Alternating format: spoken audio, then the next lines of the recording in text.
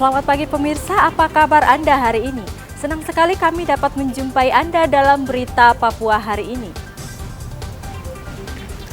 Saya Yuni Rumbarar beserta tim redaksi telah menyiapkan sejumlah berita menarik dan aktual untuk Anda. Berikut 3 berita utama.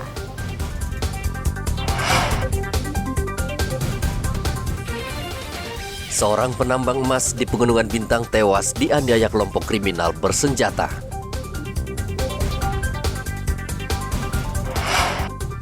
Korban pembantaian warga sipil bertambah 1 orang.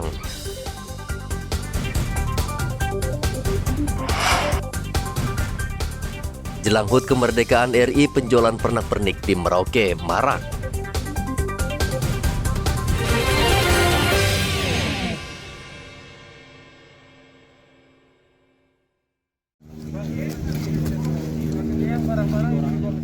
Kelompok kriminal bersenjata kembali beraksi. Kali ini KKB menganiaya seorang warga sipil hingga tewas di penambangan rakyat Awimbon, Kabupaten Pegunungan Bintang. Korban bernama Adi saat itu tidak menambang dan sedang menjaga kios. Tiba-tiba sekelompok orang datang membawa senjata api dan senjata tajam dan tanpa alasan menganiaya korban hingga tewas. Di distrik Awimbon, menjamur tambang rakyat. Daerah ini tergolong rawan dan sulit dijangkau karena terletak di pedalaman. Dan Rem 172 Brigjen Jo Sembiring prihatin atas kejadian itu. Ia akan mengusut tuntas kasus ini. Saya pikir ini nanti bersama-sama Pemda, saya pikir kita perlu tertibkan, kita perlu data untuk menjaga aksi-aksi terulang.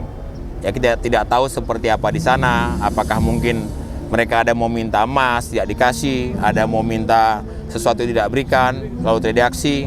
Tapi memang kerap tidak diklaim bahwa mereka intel, tidak ada intel yang di sana. Di sana adalah masyarakat yang memang mereka juga ada buka kios, berdagang, ada yang mendulang.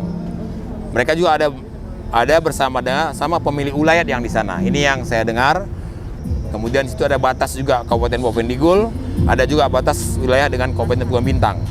Nanti akan saya koordinasikan juga dengan Kadis SDM bagaimana untuk menertibkan ini. Karena ini tidak bisa kita sendiri, saya pikir kita bersinergi dengan pihak-pihak lain. Ada sama sekali, termasuk di wilayah-wilayah penambangan itu tidak ada juga pos-pos polisi di sana, tidak ada. Jadi mereka murni masyarakat melakukan aktivitas tersebut atas persetujuan izin dari kepala suku dengan memanfaatkan koperasi-koperasi yang dimiliki oleh saudara kita juga dari Papua. Mereka pengurus koperasi tersebut, tapi melibatkan juga pelaku-pelaku ekonomi dari suku-suku non-Papua. Berarti resmi ya, bukan ilegal, artinya pertambangan. Nanti kita selidiki. Yang pasti yang saya dengar mereka menggunakan nama koperasi. Ini yang saya dengar. Masa resmi tidak, saya pikir nanti lebih paham, saya pikir pihak dari teman-teman kepolisian, dan saya akan tetap mendorong untuk koperasi tersebut. Hingga berita ini disusun, jenazah Adis masih berada di distrik Awimbon. Polisi dan tentara tengah berupaya mengevakuasi jenazah korban. Hendra melaporkan dari Jayapura, Papua.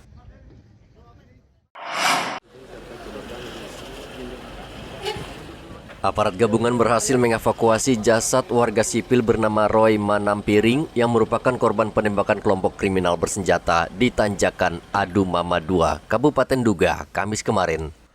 Roy adalah salah satu korban pembantaian sadis yang menewaskan 11 orang pada Sabtu lalu.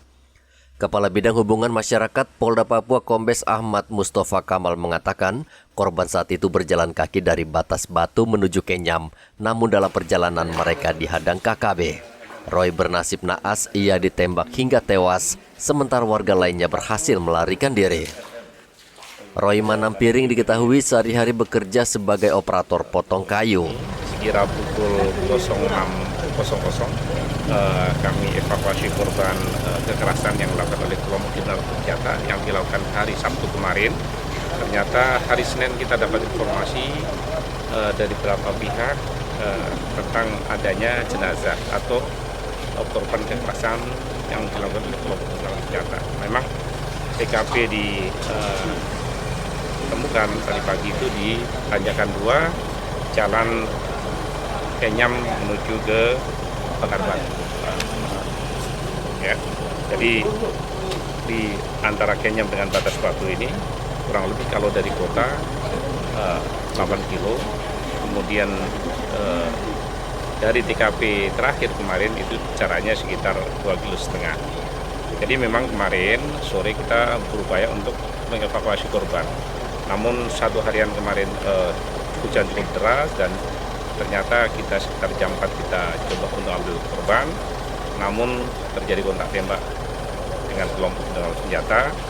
Hingga sore hari, namun situasi tidak memungkinkan, kami kembali ke kesatuan baik rekan-rekan TNI maupun dari Polres dan Satgas Damai Karten yang ada di Nduga. Rencana korban pagi ini akan kita terbangkan dari gate-nya menuju Mimika untuk perawatan jenayah lebih lanjut. Saat ini jenayah masih di Puskesmas Enyam.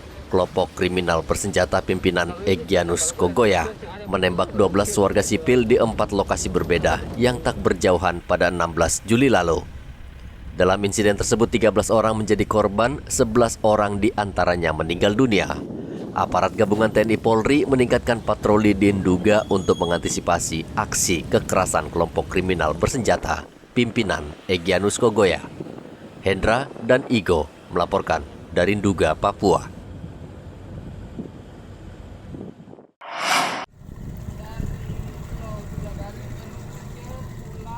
Hari keempat, operasi pencarian terhadap seorang guru yang hilang di perairan Puriri Mimika masih nihil. Tim SAR dan Polairut sejak pukul 6 pagi Kamis kemarin masih menyisir lokasi menggunakan 3 perahu karet. Pencarian juga dilakukan di bibir pantai sejauh 4 km. Namun operasi yang berlangsung sejak pagi hingga sore hari pada hari keempat itu belum juga membuahkan hasil. Kepala Kantor SAR Mimika, George Mersiranda mengatakan pihaknya tetap akan melaksanakan operasi pencarian hingga hari ke-7. SAR gabungan sudah memulai pelaksanaan pencarian terhadap 1 orang guru yang diperkirakan jatuh di daerah perairan antara Timika ke daerah Manasari. Dan semenjak dilaporkan pada tanggal 16 Juli 2022, saya mohon dukungan doa agar tim bisa berjalan melakukan pencarian secara maksimal dengan penyisiran mengarah ke tengah kurang lebih 3 nautical mile dan mengikuti penyisiran tepi pantai dengan trekking atau berjalan kaki. Selain daripada itu, kita juga menyesuaikan dengan daerah-daerah yang diperkirakan objek ini bergeser sesuai dengan SAR Map Prediction. Untuk alut yang kami gunakan untuk menyisir daerah tepian tentunya tidak bisa digunakan alut yang besar, sehingga kita menggunakan 2 rubber boat dan masing-masing ada personil rescuer yang on board. Begitu juga ada 1 longboat yang digerakkan oleh keluarga korban untuk membantu pencarian. Kami juga sudah sebarkan informasi kepada unsur maritim karena memang di daerah Muara, Puriri atau Amamapare itu merupakan alur pelayaran mengarah ke port side ke PT Freeport Indonesia. Harapan kami dengan banyak informasi yang dipublikasikan, korban bisa dipantau, kapal-kapal terutama yang melewati jalur tersebut, dan kami dapat mendapat informasi jika ada pergeseran objek terlalu jauh, kami bisa melakukan respon atau evakuasi bersama-sama, dan tentunya harapan kita didukung dengan cuaca yang baik ya agar pencarian ini lebih maksimal. Demikian yang bisa kami sampaikan. Mohon dukungan doa agar operasi pencarian hari kelima ini bisa berjalan aman dan lancar. Operasi SAR terhadap guru yang hilang di Laut Puriri akan kembali dilakukan dengan memperluas area lokasi.